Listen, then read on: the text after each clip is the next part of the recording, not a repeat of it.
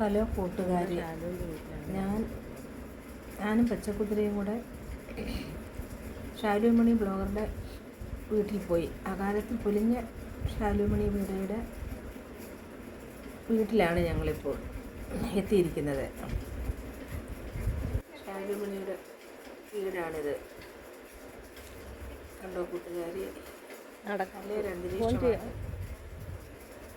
ഈ ഭാഗത്തുണ്ട് ചെടികളാൽ അലങ്കൃതമായിട്ടുണ്ട്. ഹായ് ഷാലുമണി എത്രയോ വർഷം അവളല്ലേ അവിടെ എന്താ ശരിക്കും ഒരു ഗ്രാമപ്രദേശം, നല്ല സഹകരണമുള്ള മാതാപിതാക്കൾ സംസാരിക്കുന്നുണ്ട് അവിടെ.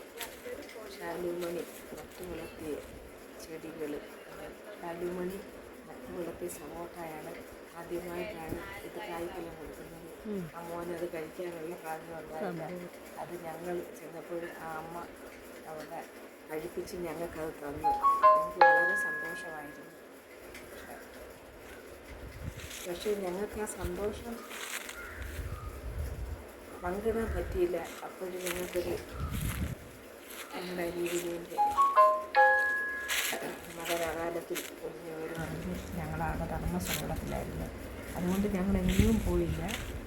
ആ വീടും പരിസരങ്ങളും മാത്രം കറങ്ങി ഞങ്ങൾ തിരിച്ചു പോയിരുന്നു.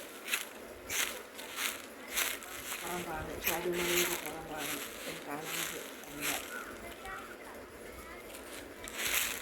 പ്ലാവും ചക്കയും പഴയ കിണറാണത്.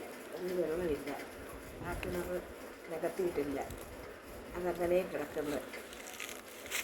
അതുപോലെ തന്നെ വേറൊരു കിണറുണ്ട്, അത് അവർ നികത്തി. 2 കിണർ, 3ാമത്തെ കിണറാണ് ഞാൻ വീഡിയോ ഇട്ടിട്ടുണ്ടായിരുന്നത്. കിണർ അത് അതിരഹസ്യം.